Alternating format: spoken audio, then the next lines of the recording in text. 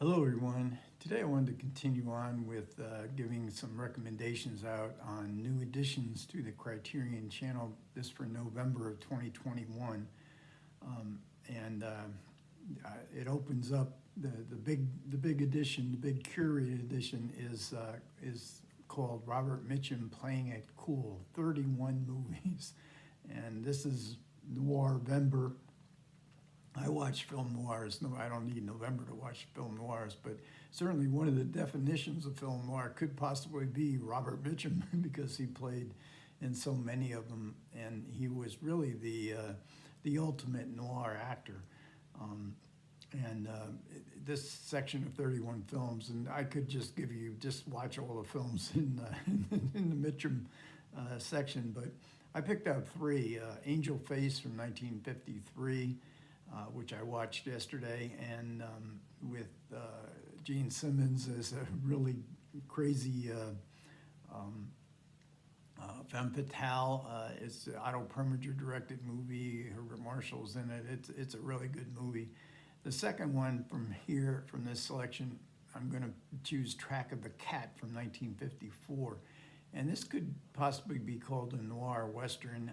I haven't seen it in a long time, but I checked it out yesterday to make sure that the aspect ratio was right and the colors looked okay, and they were. I mean, it was filmed in CinemaScope, and the colors looked really good. So it's a William Wellman western. It's based on a novel by Walter Van Tilburg Clark, who also wrote The Oxbow Incident, which was made into a pretty good movie with Henry Fonda in the early 40s. So Angel Face, Track of the Cat. The other one, the last of these three Mitchum movies, is Home from the Hill from 1960 that I'm going to recommend. This is a Mitchum playing a sort of, if I remember it right, he's sort of like the rich guy of the town that he lives in. He's a hunter. Home is the sailor, home from the sea, and the hunter, home from the hill, something like that, I think the poem goes. And Mitchum has two sons, one played by George Papard, and he, like his father, is a manly man and very much masculinity, but the other son is not, and he's played by Anthony Perkins. And there's a really interesting family dynamic in this film, Home from the Hill, and it is also directed by Vincent Minnelli, who was just a master of 1950s style melodrama. This 31 film section also includes the great classics of Mitchum, Out of the Past, Night of the Hunter. Also includes Where Danger Lives, and I recommended this in a previous few months back when it was on the channel. It is one of the loopiest film noirs of all time. Claude Rains co-stars, and Faith DeMongru or something, I don't know, I can't remember how to pronounce her last name. She wasn't in very many films, but what a crazy femme fatale she was, and really a film directed by John Farrow that goes every which way. So again, I'm going with Angel Face, Track of the Cat, Home from the Hill. More film noir, 12 films, Fox Noir, with an introduction by Imogen Sarah Smith, who also, I haven't seen this introduction, but I have seen her introduction to the Mitchum. She's always, the Mitchum section, she's always really good at her introductions. And the one I'm going to choose from these 12 films is Niagara from 1953. This is, I don't know if it's the first movie, significant role for Marilyn Monroe. Certainly she has to really act in this film. And she's with Joseph Cotton. It's a murder kind of story. I haven't seen it in a long time, but what I remember of it is the Technicolor and the location photography at Niagara Falls in those days, just spectacular. They just got some great shots, and there was a time when you could still go walk behind the falls. I don't think you're capable of doing that anymore. We used to walk up these stairs and go into these caves. Maybe you're still able to do that, but it's just an amazing film. Henry Hathaway directed it. It's very fast-moving melodrama. Then we have Read All About It, another section of 17 films, and this is concerning the very popular newspaper movies of the 1930s, and front page, 1931, is included, and that really set off the genre of newspaper stories that it happened one night, and it is in this, and His Girl Friday. Both of those are in this section. But I chose Five Star Final, also from 1931. And I watched that too last night. And that stars Edward G. Robinson, the same year as Front Page. I don't know which one came out first, but Edward G. Robinson is incredible in this. I mean, it's one of his great roles. He's a cynical newspaper publisher, and Eileen McMahon is the secretary. But you know who's really terrific in here is Boris Karloff in a non-horror film role, although he is sort of the bad guy. He impersonates different people so that he can get the dirt on people, because this newspaper that Edward G. Robinson is running is a sensationalist kind of rag, and they're always looking for, sensational stories, and they don't care if they ruin people's lives in the bargain.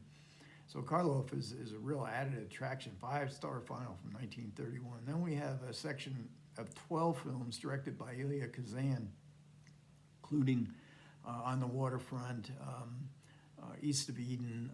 It doesn't include Streetcar Named Desire, but it does include Baby Doll, and which in recent years is being seen as one of Kazan's best films. But my sixth recommendation of the month is for Wild River in 1960. This is with Montgomery Clift and Lee Remick, and it's the story during the Depression when the Tennessee Valley Authority was being implemented, and this whole valley was being flooded, which meant that there were little towns and farmsteads, homesteads that had been there for generations that had to move elsewhere.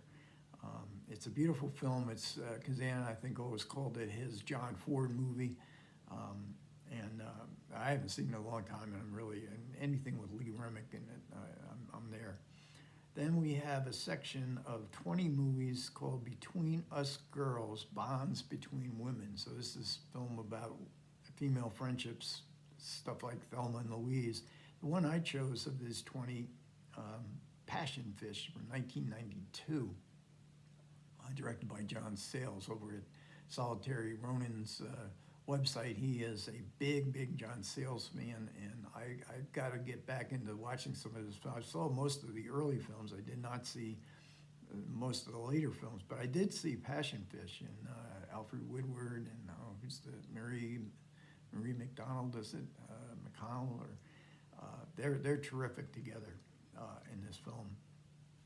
Then we have another section, American Psychosis, 5 films by Frank Perry. Boy, that's a great name to give a series of Frank Perry movies, because it's really true. And I've done 2 or 3, I think I did 3 Frank Perry films, a video on his films, and also have Doc. I've yet to get to Doc. Now, Frank Perry broke up with Eleanor Perry, his wife, who wrote his screenplays.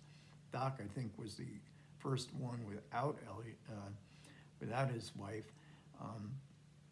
Mommie Dearest is 1981 is the film I'm gonna rewatch. It came out this past year on Blu-ray, but I haven't seen this in a long time, and it's probably Frank Perry's most famous film. Of course, Faye Dunaway playing Joan Crawford. No More Wire Hangers movie, in case for those who don't know. Then my 9th choice is going to be Nightmare Alley from 1947. It's entering the channel this year this month as part of Criterion Special Editions, and what that means is that all the supplements come along with the movie itself.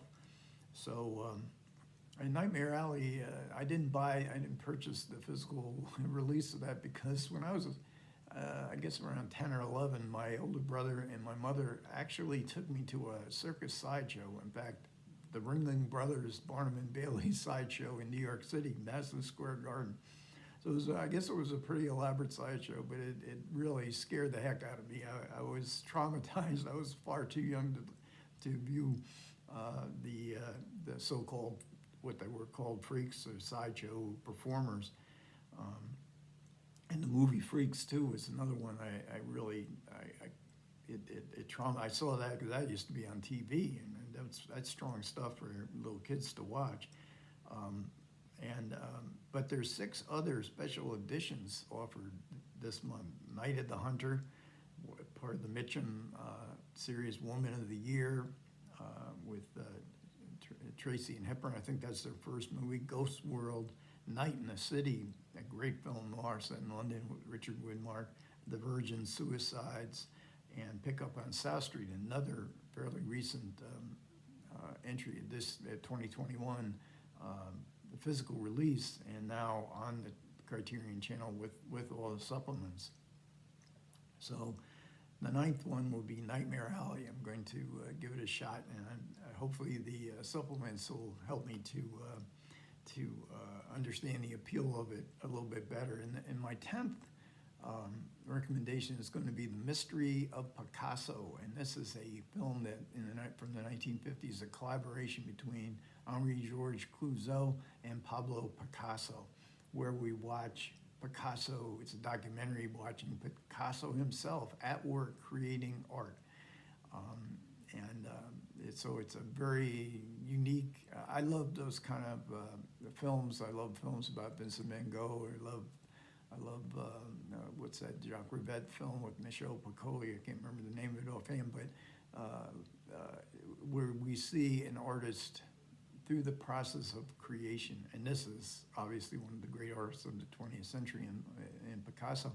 And in the blurb it says that, describing this movie, it said that Picasso actually, all this artwork that he created in the making of the film, he destroyed it at the end of when they were done filming, which seems kind of strange, but artists can be very strange. Okay, so I better wrap it up. There's a whole lot of other stuff on that are coming. I think there's about 120 films in total entering the Criterion Channel this month, and you can catch it at criterion.com under the current tab. It's called Currents, and then also at criterioncast.com, C-A-S-T. Okay, well, thanks a lot for everybody who managed to listen to me this far. I do appreciate it. Comments are welcome. You guys take care.